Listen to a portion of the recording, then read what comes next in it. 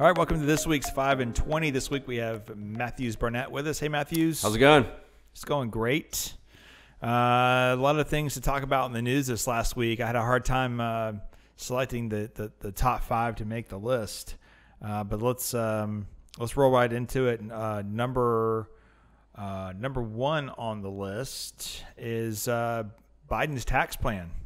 This thing's a little scary. Maybe not from a capital gain standpoint, but maybe from an estate planning. But tell me what you know about the new capital gains proposal. Yeah, well, we talked about this some, when he was in his presidency bid, he already mentioned that he was going to do a lot of this. So it shouldn't come as a huge surprise. But now that it's actually being pushed through with some legislation, it is starting to be a little eye-opening for people. He recently passed the estate planning tax bill, but now this is for the capital gains bill. So what he proposed was currently we're at 20% for the highest capital gains tax, plus a 3.8% net investment income tax. So 23.8% is the highest bracket you could be in right now for capital gains. But currently he's pushing up to be 39.6%. So proposal is almost double what it currently is. So it's pretty significant. Yes, if you make $1 million or more, then you're looking at 39.6%. But then you look at how many people in the U.S. make $1 million, and it's 0.3%. Right. So it's affecting a smaller number of the population, realistically. I haven't seen much on what he wants to do for normal income. I assume that there's a proposal, just they don't want to talk about it yet. Otherwise, they'd be out there saying no other changes. Yeah, I remember the threshold was supposed to be the 400,000, so that was the big number, not the million for that, but for income was the 400 grand. So, so what I'm more concerned about is the transfer of wealth. You work hard, you build savings, you want the next generation to have a leg up. We're looking at proposals where they will apply capital gains. So let's say you own a business. The business is worth $100 million, and you put $25 million into building it. They want to charge you a capital gains rate between $25 million and $100 million, $75 million, even though you're not selling the business. Okay. Then on top of that, because your estate would be worth over $3.75 million or $1 million, whatever number they're going to come up with, then you'd pay a 46% tax on top of that. To me, that's just it's wrong. But what I think it's coming from is a simple concept of generational wealth. They don't believe that anyone should have generational wealth. That everyone basically, if you earned it, that's great, but we're going to tax it so heavily that the next generation has to start all over again. Right. And they even talked about the step up in basis as well. So usually, if you're pass on stocks or some type of investment at the time of death, you would get that as your cost basis. They're talking about getting rid of that as well. So that could be very significant for people that have held on for stocks for a while. I'm hoping that there's enough Democrats that are more middle of the road on this that has no chance of passing. But we don't know yet. We could be very busy. You and I could be very busy come September. It's all proposals now, but there's ways around it. I mean, there's ways for people to, you could look at certain muni bonds or muni securities, some type of charitable donation, and find ways with charities as well as ETFs are a little more tax efficient than other mutual funds. Yeah, that doesn't help you with the transfer of assets. That would be like setting up irrevocable trust. But yes, you are correct. That's a very good point. In that if you're concerned about capital gains rates, that we should be building ETFs. We should be looking at ways to defer, not annuities. However, I'd have a hard time ever choosing an annuity. If we did, it would be one that was no load, low cost, like a Vanguard type annuity that doesn't really have insurance attached to it. You just get the tax deferral. But yes, there's going to be a lot of changes potentially coming by the end of this year, which I think, honestly, that's probably a year sooner than what people are expecting. I think with an economic recovery that's somewhat fragile, I would think that people were thinking more of 2022 would be the big tax change year. But they seem to have an agenda, and it's going to affect, I think, every American who's a saver, unfortunately. Yep, and we'll have to see how those tax rates affect growth companies as well. They're talking about increasing corporate taxes as well. So see how that affects growth companies, and which have been a big leader in the stock market in the recent years. So we'll shift now to airlines. I was an airline pilot for 12 years. I always enjoyed the industry, more of a homebody, and I wanted to build a business. So that's why I'm here. But I still like to follow the airlines and what's happening. About a third of our client base are airline pilots or related to aviation in some sort. I think it's interesting to watch the airline recovery now.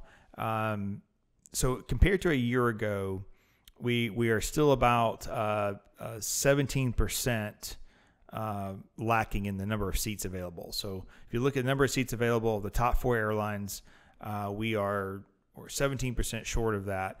But we're restructuring. Airlines are restructuring differently, and they're restructuring based on where people are moving to. So, which makes sense, I guess. But Austin, everyone's talking about Austin. So if you go and rent a U-Haul right now, if you're going to go to Austin, it's going to cost you almost twice as much as if you rented a one-way to like North Dakota, right? So everything in Austin is getting more and more expensive. But now the airlines are seeing this, and so Delta has announced that they're going to do a focus city on Austin, where we just had a few flights a day. Now they're going to be running multiple flights in and out of Austin to various major cities. I think American's already on top of that. Of course, they're right next door in Dallas already. And then we have Raleigh-Durham, which is a little closer to us. They're the ones that I think Brad and I talked about this last week about Apple expanding 3,000 jobs into the Raleigh-Durham area. That is going to create probably like a mini hub for somebody there. I'm not sure who. It used to be an American hub a long time ago, mostly serviced by regional jets. So we're going to see probably a battle there. I also find it's interesting that Southwest is flying to more cities now than they did the pre-pandemic. They cut out cities, and they've been known for doing this. They when others are down, they tend to use it as opportunities to grab market share. But they seem to be recovering well. I think Delta now, the middle seat, you were just flying on Delta. Middle seat was full, last right? weekend, middle seat was full. Flew back in, February on United, and it was completely full. So other airlines besides, I think Delta was the last one to not do the middle seat. And the airlines tell us it's not business travelers. It's mostly personal travelers doing things like you did. Yep. People just finally ready to get out and travel and pent up demand. It'll be interesting to see, like we've talked about before, how much of that becomes business travel. Will business travel ever get anywhere close to what it used to be or not? But for now, it's a lot of personal travel, people enjoying traveling around. VanEck announced that they have applied for the Bitcoin ETF. We are all expecting, do we get a Bitcoin ETF by May 3rd? We did not. Instead, we got a punt of they're going to, the SEC is going to look at it further. Pretty much the process is you apply for a new ETF, and they have 45 days to then approve it. It's unusual to go past the 45-day mark, but Bitcoin is a very unusual asset class. So there's been a lot of pushback on this. It's probably going to take a while. Fidelity has filed. Grayscale has filed. You made a good point earlier. There are Bitcoin ETFs out there, but they're structured differently, right? Yeah, they don't directly own the cryptocurrency, so it's more of a trust that owns the index of currencies. So currently, we do not have a Bitcoin right now that is a pure Bitcoin ETF. Correct. So that's what everyone's trying to be the first with. What's interesting to me is the amount of premium charged to what's already out there. If you look at I have a stat here. If you look at the Grayscale ETF for Bitcoin and Ethereum, right now, Grayscale, which is the GBTC and the ETHE ETFs, again, you don't owe those directly. Those are built through trust. They generated about $1 billion a year in revenue for the company. Vanguard also has ETFs. A lot of them. A lot of them. Vanguard has 82 ETFs on the market right now. Out of those 82 ETFs, they also generate about $1 billion in revenue. That's amazing to me. That's the premium that you're paying to be inside a Grayscale ETF right now. The same way with I learned recently of Bitcoin ATMs. I did not know that. I know Venmo is starting to allow Bitcoin transactions, so everything's trying to get into it Square. I haven't seen one in Marietta, but evidently you can walk up to ATM, you put in your currency, and you can get Bitcoin for a 20% premium, 20% markup. Now, the good news with Bitcoin is wait 20 minutes. You might be breaking even on the transaction, but they're charging a 20% premium. Which I think that's the whole issue here is why they don't like the ETFs right now. It's just very volatile. They're having these huge daily swings in Bitcoin especially, but I saw today actually Dogecoin, which isn't even real currency at all, just made up, is up over 20% today. So I think they're really worried the fact that it can be manipulated a little bit and that there's not really a ton of regulation. So I think it's still a little too volatile for approval right now. Well, in the end, the SEC's job is to protect investors. Right. And so they tend to be a little slow versus other governments, which don't have as, I guess, much of a mandate. But when the first one hits, then I think we'll see a flood of ETFs related to digital currency, which is good for the investor who believes in this because it'll drive down the price. Right now, the premiums are ridiculous. They're making a lot of money, a lot of bonuses over at Grayscale, probably unnecessarily in some cases. All right, let's talk about Warren Buffett for a minute. I came across a Wall Street Journal article that I thought was very, very interesting. So, you have Berkshire Hathaway, which has been around a very long time. Warren Buffett and his team have picked individual stocks to buy essentially or invest in, and he has the ability to do a lot of great things, meaning if I want to invest in a railroad, I get the information that's available online. He gets a meeting with the president. Right, the perks that come along with that. Yeah, there's a lot of perks that come along with that. Over the last 20 years, he's generated a 20% annualized rate of return for the fund. But he's fallen here in the last few years. Last 3 years, he's up 12%. Last 5 years, he's up 14% per year versus the S&P at 19 and 18. And then on the 20-year return, the S&P, he did 20%, but the S&P's only done 10.2. So he's actually beat the S&P over the very long term. Just not recently. But just not recently. So that weakness in performance has started to unravel some of the shareholders. I found it interesting in the article that 70% of the Berkshire shareholders are individuals like you and me. So that's probably really positive for him, I would think. But the California Public Employees Retirement System and Neuberger Berman, they are trying to do a proxy play and get some change to the Berkshire Hathaway board because they're concerned about social issues on the board, that there's enough diversity, and also some environmental concerns when it comes to how they choose their investments. And I read that, and the first thing I thought about was like, if I was Warren Buffett, I would tell these guys to go pound sand. I mean, who are these people? Right? Yeah. Which is why they haven't invested a ton in his company. That's why he's got most of his friends and other individuals. Right, exactly. But part of his commitment is to start unwinding his shares over time. So what I think is going to be interesting is who's buying those shares. It appears to be institutions are buying these shares as they're unwound. So, what's going to happen with Berkshire as he eventually sunsets his time there?